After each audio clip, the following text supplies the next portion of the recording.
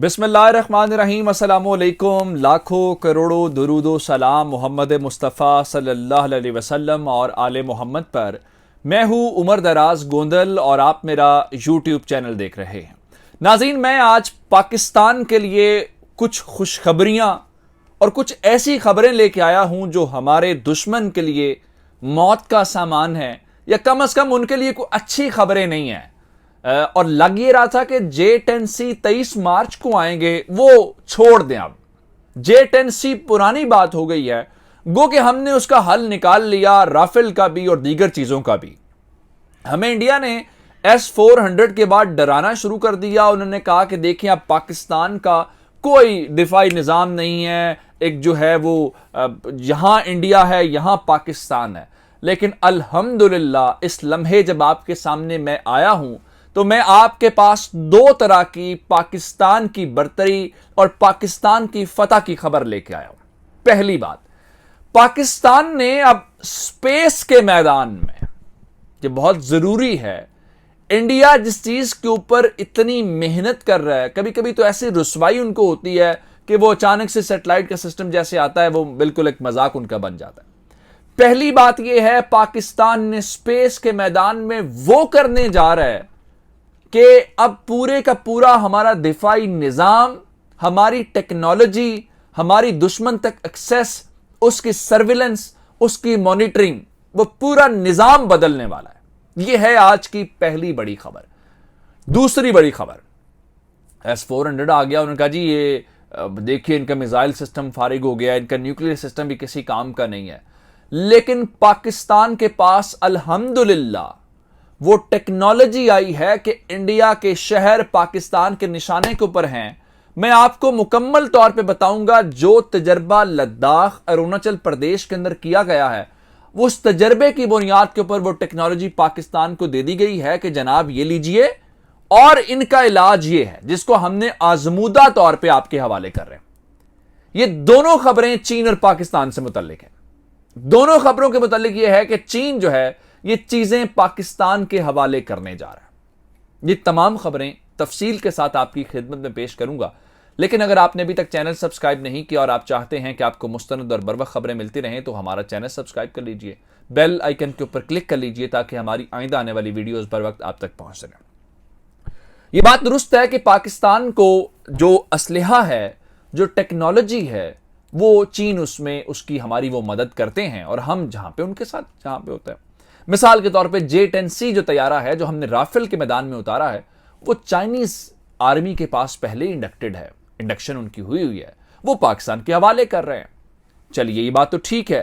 अब आते हैं, सबसे पहले भी मैंने S-400 तोड़ की तरफ नहीं जाना, पहले मैंने आपको वो खबर देनी है जहां पे चीन ने अमेरिका को भी पीछे छोड़ दिया है, और अपने उस तजर्बे की बुनियाद के ऊपर उसने ये फैसला किया है कि वो पाकिस्तान को भी अब एक नई स्टेज के ऊपर लेके जाने वाला है। भला कैसे? आपको अंदाजा होना चाहिए कि आज के जदीद दौर में जंगें कैसे लड़ी जाती हैं, या आज के जदीद दौर में तरक्की कैसे की जाती है, या अब जदीद जमाने में आप दुनिया के ऊपर नजर कैसे रखते हैं, सैटेलाइट से। और सैटेलाइट का मतलब ये नहीं है सिर्फ आपने सर्विलेंस करनी है। आज के जदीद जमाने में जो आपका टेलीकम्युनिकेशन का सिस्टम है, आपकी हर चीज जुड़ी हुई है उसके साथ। और दुनिया के अंदर 2-3-4 ममालिक ऐसे हैं जो जंग लड़ रहे हैं बाकायदा स्पेस की, तो उस जंग का हिस्सा बन गया पाकिस्तान, या उस स्टेज के ऊपर पाकिस्तान को लाने का फैसला कर लिया गया।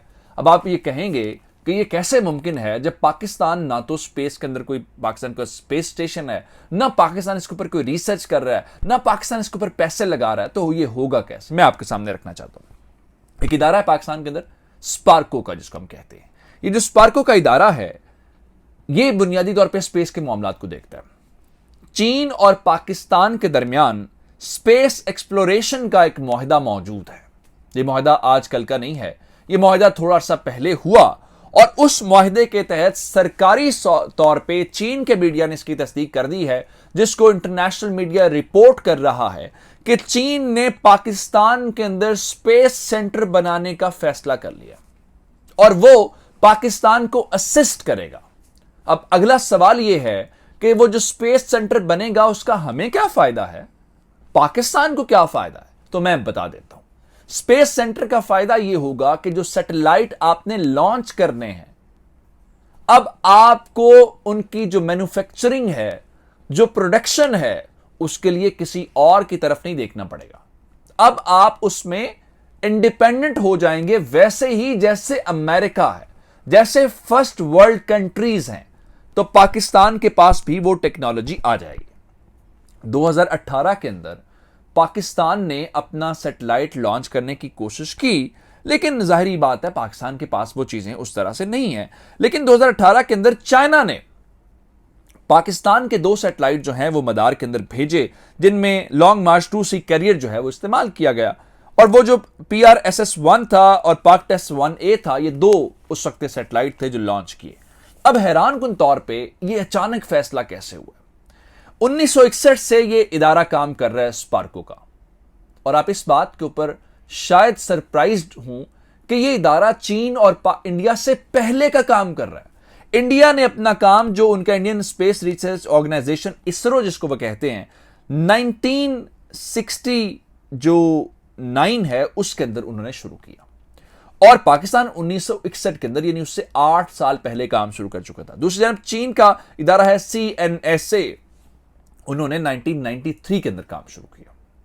और उसके बाद अब उनकी लड़ाई इस वक्त जो है वो है अमेरिका के साथ। अमेरिका के मुकाबले में और हमारी लड़ाई किसके साथ है? इंडिया के साथ। हमारे पास एक भी स्पेस स्टेशन नहीं है। हम अपना सैटेलाइट लॉन्च करना चाहते हैं, चीन की मदद के बगैर लॉन्च नहीं कर सकते। और इंडिया ये कह रहा है कि 2030 तक 2 स्पेस स्टेशन होंगे उसके पास। इसलिए अब पाकिस्तान के बारे में चीन ने यह फैसला किया है कि इस बारे में इनको खुद मुख्तार बनाना जरूरी है। और इस वक्त जो चीन की अपनी पोजीशन है, 2007 तक वो साल के अंदर 10 सैटेलाइट लॉन्च करते थे, लेकिन अब इस साल उन्होंने 152 सैटेलाइट, ये पिछले 5 सालों के अंदर 150 से ज्यादा सैटेलाइट वो लॉन्च कर रहे हैं, जो खुद एक रिकॉर्ड है दुनिया के अंदर बाकी ममालिक का। तो पाकिस्तान की पहली खुशखबरी, स्पेस सेंटर, वहां से अपने सैटेलाइट बनाना, फिर उनको लॉन्च करना। दूसरी खबर की तरफ चलते हैं। कुछ दिन पहले आपने सुना होगा कि DF-17 जो हाइपरसोनिक मिसाइल है वो पाकिस्तान को मिल रहा है, जिसका मतलब ये होगा कि हम डिटेक्ट नहीं हो पाएंगे S-400 और इन रडार सारे चक्कर के ऊपर, जिसका तोड़ S-400 का हमने निकाल लिया। अब इससे अगली बात सुनिए। अब आपने एक टर्म सुनी होगी SH-15 होइट्जर। मैं आपको सादा आसान अल्फाज में समझाऊंगा ये है क्या। जनाब यारी, ये है एक गन, वो गन जिसको तोप आप दूसरे अल्फाज में कह लें, जो आपने देखा होगा कि जब लड़ाई पहाड़ों में होती है, बर्फ वाले इलाके में होती है, मैदानी इलाके में, तो सबसे जो फर्क होता है ना, वो इसकी बुनियाद के ऊपर, एक जिस तरह कारगिल के अंदर इन्होंने गन यूज की और उसने एक फर्क डाला दोनों ममालिक के दरमियान।